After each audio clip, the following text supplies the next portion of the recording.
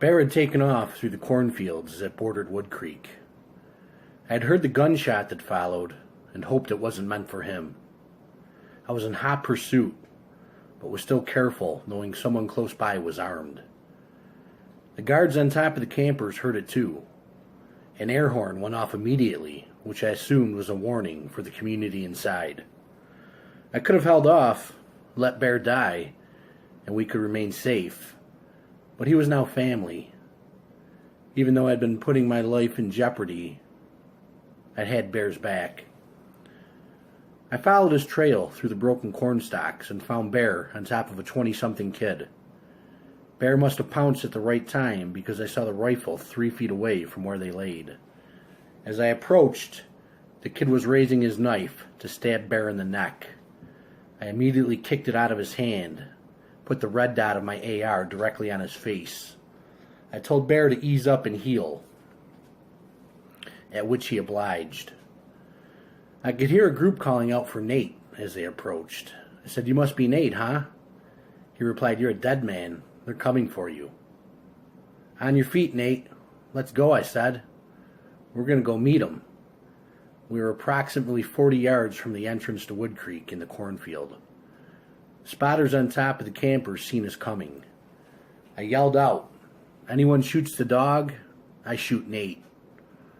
A man on top of the camper yelled, "We've told you before, stay out of our cornfield, stop stealing our food." I replied, "I don't know what you're talking about. I'm here to see Mrs. Eddie and Billy."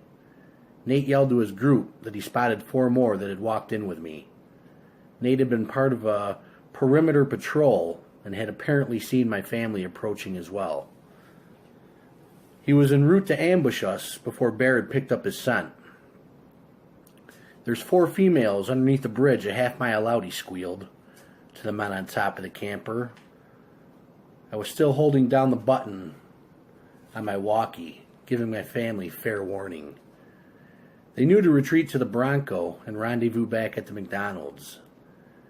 Bear and I, along with Nate, made our way out onto the road, now face to face with an ever-growing number of men on top of the 3 campers, all armed. "I'm not here to steal your corn. I'm here to talk to Mrs. Eddie or Billy. I've had a real shitty day. I'm tired, I'm hungry, and I'm cold." A voice replied, "My mother's dead." It was Billy.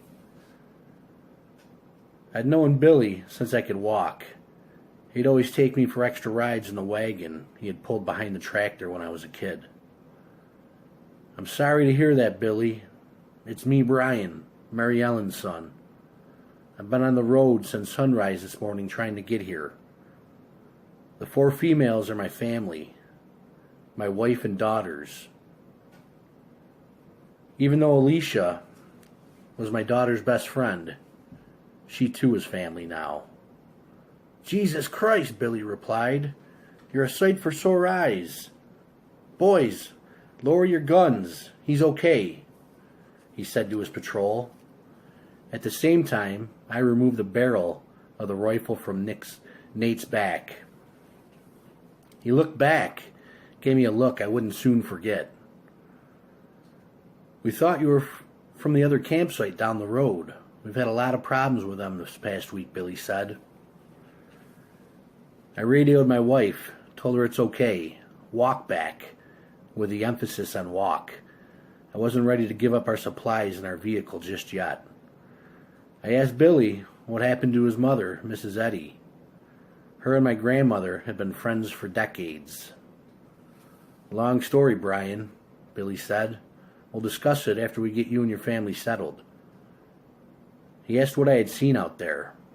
Thugs, marauders, murder, rape, and Russians, I said.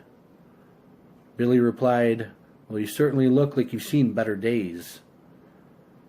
I told Billy we had Russian boots in our neighborhood, and that was a final straw for us, to get the hell out. He asked how far was that from Wood Creek.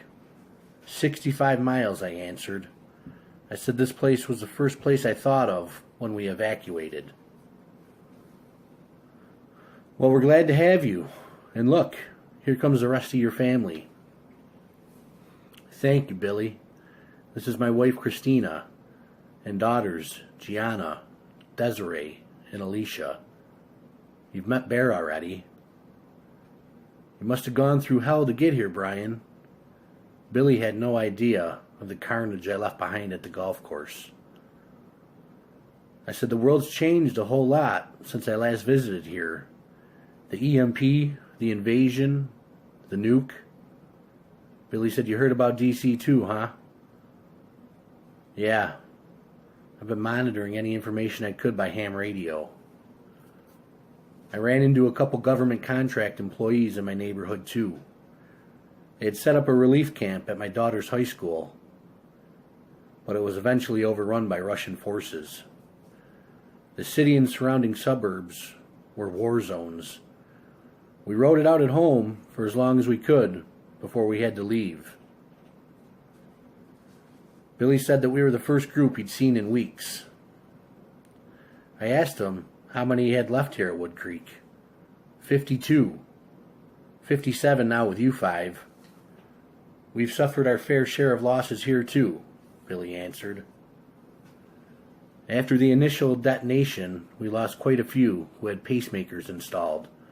Some left, trying to get back home to loved ones. We lost a group of 3 who contracted some type of waterborne disease, most likely typhoid or dysentery. 3 weeks ago, we had one hell of a thunderstorm roll through. Thunder, lightning, hail, and high winds had dropped a Widowmaker onto a camper, killing 2. I won't bullshit you, Brian. I've always been a straight shooter. We've had a big problem with Ridge Creek campsite. The place just 2 miles back west down the road, I said? Yup, that's the one. It all started 2 weeks ago. We had a group of 3 out on a hunt. One of our guys, Shane, took a shot at a doe. He grazed it, but unbeknown to him, Ridge Creek had a group out doing the exact same thing. The stray bullet hit one of their men. That led to a firefight between the 2 groups. We lost one of our men, they lost 2. 5 nights ago, they sent in a group of at least a dozen to exact revenge. They ended up murdering 5 more. 3 of our best men, a 12-year-old child, and my mother. She tried to get Tyler, the 12-year-old, out of the way, but they were both struck.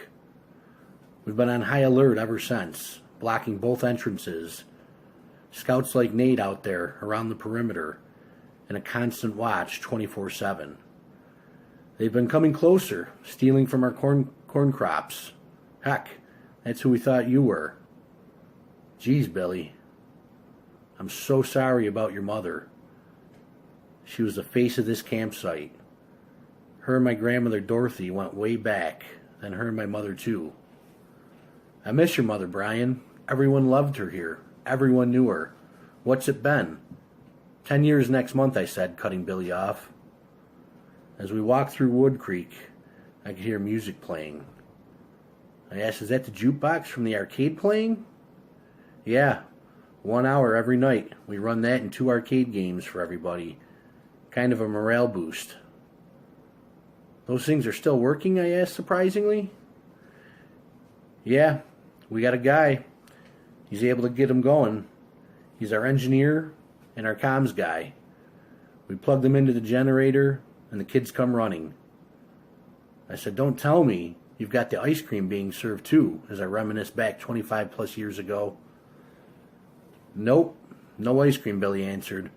We use a general store as a place to barter now. People come in, write down what they're looking for, and if someone else has it, the 2 sides can work out a deal. We gathered up all the food, water, and supplies from the empty campers, divided it evenly to those who are left. We've got 15 acres of cornfields, all the fish and crayfish you can eat from the creek, plenty of squirrel, chipmunk, and rabbit. We've got a group that goes out and hunts still in the opposite direction from Ridge Creek. They actually bagged 2 does this week. Everyone has some sort of rain catchment set up and we always treat the water from the creek before we drink it. We lost 3 who chanced it. We won't lose any more. I asked if there was a cabin available for us. I preferred one of those over a camper. You're in luck. Behind my house, on the other side of the creek, is open. It's all yours. The cabin measured approximately 10 by 20 feet. We were downsizing from a 1,500-foot square house to a 200 square foot cabin. Truth is, I couldn't be happier. 2 beds, a kitchen, and a wood-burning stove. A freshwater creek 50 feet from the front door, and a playground with swings for the girls, just a football throw away. The biggest bonus was an outhouse directly behind the cabin at the foot of a ridge bordered with pines. Billy said, "Let's gather you some supplies, get you something to eat." I said, "That won't be necessary. I have a vehicle and a trailer hidden about a mile away back on Route 19. I wasn't sure what I was going to encounter here, Billy, so we walked in to be safe." Smart idea, Brian. I was looking forward to a night of sleep.